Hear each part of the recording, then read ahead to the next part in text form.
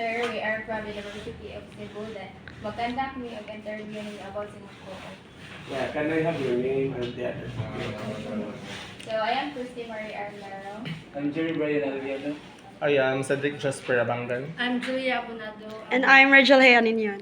Okay, our chairman of the cooperative Cebu United Transport is Ma'am Mary Magtagad Lawas and Good afternoon. Ako si Jan Cabangas, Vice Chairman. Assigned to answer your question. Okay, mag-start na to sa... Hopefully. So, first question. Unsay background sa inyong interview or any details sa unsa na siya? Unsay di ka lipot sa inyong questionnaire or sa inyong question ako at least sa unsa na siya? About yun sa ilang Sa cooperative. About sa co-op sa inyo. About sa kung saan yung pagsabot inyong co-op ba? Mhm. Okay, let's start. So, first, what product or services does your cooperative offer? And who are your target customers? Our cooperative product is we are on transport cooperative. So, kagado gyud sa amo ang business is transport. So, PLJs, BRs, bus, taxi, and behind. So, trucks, sa na po. Murag helicopter yung ano to. Parang land na. But wala may ilang sponsor ka ng brand sa transportation. Like, magawa ng mga sponsor ba? Like, kanang sa El Pardo. El Pardo, nga. Not transport. Paano siya, di na siya product, sir, name na sa cooperative. So, PITA, Cebu United Transport Cooperative, we are approved by the CDA and also of the OTC, Office of the Transport Cooperative. So, after sa CDA, ma-approve ka diri, kay sa CDA, daghan man nag-branches ang cooperative na meaning service. Let's say, tubigan na co-op, naapay sa electricity na cooperative, kaya nang sa lumalabas, sa Ibeco. So, kita, transport ako. So, asa man ta magpa-approve kay transport man ta. Ato ta sa Manila, sa OTC, Office of the Transport Cooperative, which is, wala siya yung branch diri, but naa sila i-designate there is LTFRB. So, transport, ang ato ang business na, line of business na. The next is, how much did it cost just to register or make a co-op business? Well, ang co-op, kinahanglan natin capital as we go to business permit. Nagyan tayo capital na at least 4 million to naman capital paid 4 million. Muna ito ang siya na required sa CDA as transport. So, ang kuwan pa na ma'am, kanang how do you call it ma'am? Kanang 4 million, right? Low content, naaman na siya yung category. So, naara pa sa focus pa 11 micro. Micro pa na. Because kung moingon ka o kuan gyud ako, macro na siya. So, kata na pata sa micro cooperative pata because we're not yet in this modernization program which is really ako ikatapos sa transport cooperative. Like El Pardo, na sila mga 100 modernized. And other also po, like Lupo, Transport Policia. But we are more on traditional sa pagkakaroon. Existing franchise holders which are owned by the operators. Yes, sponsor, what are your key challenges to the success of your cooperative? Well, I think one of our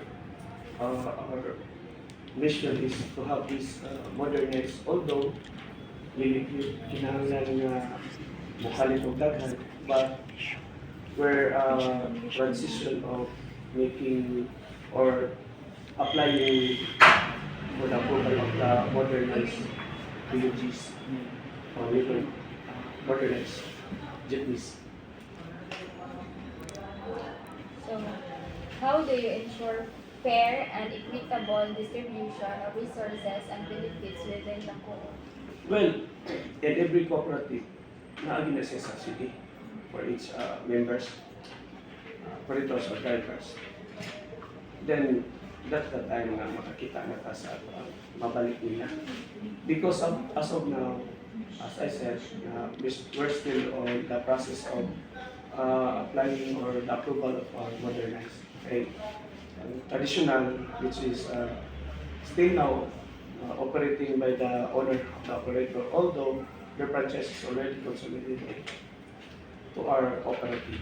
That's one of the required by the LTFRB, that there is no individual operators. All must be consolidated to a cooperative or a corporation. So next Since one. Sir, since you're vice chairman of this cooperative, sir, what will not to get plans? So what will be your plans in this cooperative business? Are there any short-term or long-term mga goals na hindi set? Well, as I said, modernization is our goal. So we have to start on that. Because the business will come in if you have a modernization or modernized jeep. Kay ang agi sa traditional adto pa man sa operator, although consolidated na sila namo, but naarami monthly dues which is very low, 200 pesos. Yun. In what ways do you promote transparency and accountability within the cooperative? Well, we have the financial statement and monthly meetings to the board that there are some programs that we are implementing. But like I said, if there is no modernization, we cannot move to our let's say our goal and everything. We have to start with modernization because the maintenance of the office, we have to pay for that. Also mga staff. For now, we are, I think, about 2,000 plus members operators, and we have 4,000 plus PUJs north to south and Cebu City. And because of the pandemic, some of those units traditional are already committed, dapat na. So gamay na lang. Nai-active but not totally good na gamay sa naagya po.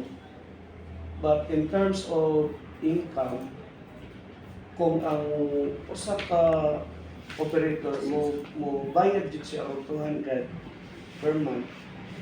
So let's say kung naa kay mo bayad nga 1,000 kabuok out to 4,000, nasa 200,000 a month. But sadly, ang uban di kay active sa atong po to pay their monthly dues. So we are now exercising our powers nga naanay penalties if ever di mo ka bayad sa inyong monthly dues.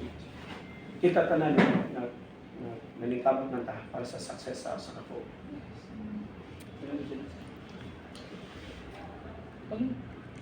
What do you do to make sure everyone feels included and valued here sa inyong Tanan nga mga needed nga mga requirements for their units kay mag-travel na ang requirements for the LTFRB. We make it sure na naa ang mga papers nga na-process mahatag na to sa atong mga members. Like for example, sa DNA, para di sila dakpo, PAs, wala PAs pa man, provisional authority, receive papers, and everything that requires the LTFRB or LTO or CCTO, like Kabilay, so we do assist on that. So, and also, para po let's say, as you said, transparency, kailangan mo pakita kung sila, bayad po sa sila monthly dues so that we can assist with nila. Kay, magkunsa man mong effort, hindi sila makooperate. And then, sa LTFRB sad, ato mga uamanta ka siguro na sakit, nagagawas, na sila gisabit din ng papers, or na ako'y dili na gisabit pero nagyatag sa lesson pero nagbayad na magibayad sa ato. Just to make it sure nga ilang franchise na consolidated, we do our part. Amos din ang gigastuan. So we spend at least 2 million ma'am. 1 million plus, 2 million sa consolidation ka mo Mga 1.8. na 1.8 million. Kung nagasto para lang din makonsolidate, mas save ang ilahang franchises kay once nga dili makonsolidate ang ilahang franchise, good as dead na siya. So the the government or the LTFRB, well, you will be considered as abandoned franchise. Kaya wala namang tayo makabala. So, That's it, Master Khalid. Ano, hindi siya active.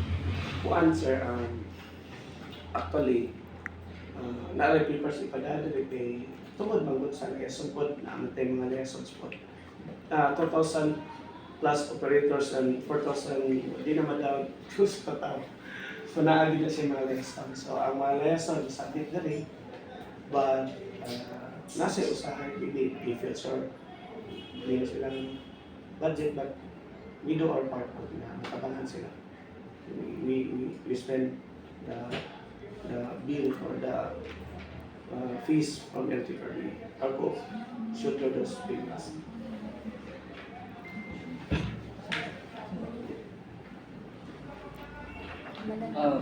It's a, since you're a cooperative siya no, so nag-nagin may members. Like, pila, as of today, pila naman yung members?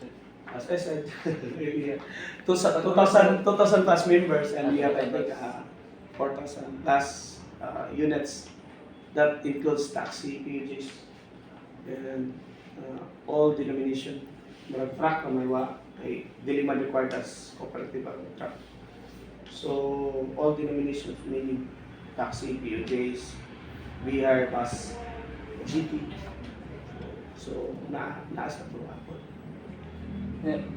Kasi gikuha niyo siya like, kasi mga training or learning opportunities na i-offer niyo sa inyong mga members. Well, the OTC has this job fair for those mga drivers na siya ay katong vulcanizing, katong sa tumupan ba? Mechanic or how do you call it? Sayang na. Nakatay-tay out sa TESDA na. TESDA, that's offer from TESDA. Welding, na ay mekaniko, na ay vulcanizing. So, mo na siya giambag po sa government na which is ato pong kuan sa ato mga drivers, operators, and mechanics po. What do you think is the most important aspect of effective cooperative management? As what you have said, ma'am, cooperative, so cooperation of the operators to our office. They should be updated or mo update sila sa atong mga bagong mga polisiya. Because dili gyud na mo ang atong cooperative ko kanang ikan kamo maningkamot because may income ka ang imong franchise na extend or something tungkol sa cooperative. But kukubra ka niya. Then, kung may mga polisiya or mga needs or mga payments mo, so kanya na doon na nato ako mga obligasyon po na mabayad pa sa payments. So if di na siya mahatag sa operator, so mo na ang focus sa cooperative, bigyan mo retire as dili sa tuwa, di sa mga modernize. Nalatay gagawin ng polisiya na mahatag kasi ng mortgages. From 2019, buhi ko contact with the boards and our chairman. So, naaya po kasi. Sa uban, na sila modernize. Nindot po, na po iba na baguhan. So, it depends cooperation of, kung sa honest po, ang empleyado ay mong makuha. Kaya kung makakuha ko ka driver na kasagod, o doktor, so unsa may income sa aming imong cooperative kung nilabot sila. So, usa sa honesty sa among cooperative is perseverance sa po. Sige lang gimig sige lang gimig antos ano mo nga mas success. Pero with the help po sa operators di ba na pwede kami mameri sige pagbaboy sige may paningkamot at ang operators di ko Cooperate. motongalag na yung problema ito sir. Magdapag yung piston. So, last question na to, sir. First question, sir. How do you ensure everyone's voice is heard in cooperative decision making? Well, we have this GA, General Assembly. If you are an active member, you have the seat for General Assembly. Na kaya lingkuranan dito, pwede kang mag-raise your own voice because as a cooperative, General Assembly is the best way to express your concerns. So, napodihan ang election. If you feel that the chairman in person is not effective, you can challenge, you can insert person or personality that do you think makakatag sa atong cooperative. So it's not one voice or two voices, it's everybody's voice during the General Assembly. Napagilas? More than sa So Thank you, sir. I hope na nakatabang ninyo ang gamay na share about this cooperative. Dili mi pareha sa uban ka dako upon. Pero dako mi kasi para sa tanan. Membro sa mga operator. So salamat po sa atong chairman Ma'am Erin Mutaga na maayo po kayo. Maayo po kayo. Mas ka ang atong vice chairman. Pinaka-call. So Ito, gikan din siya po doon ito FRB sa record yeah, section. I'd like to one time na gikat tadi sa NTFRD for almost 7 years pa. So para na po matatabang po diri sa processing scope. Nasa transport in line po sa among. So, more than sa sir. Thank you for answering our questions. Okay, salamat po. Salamat. Pero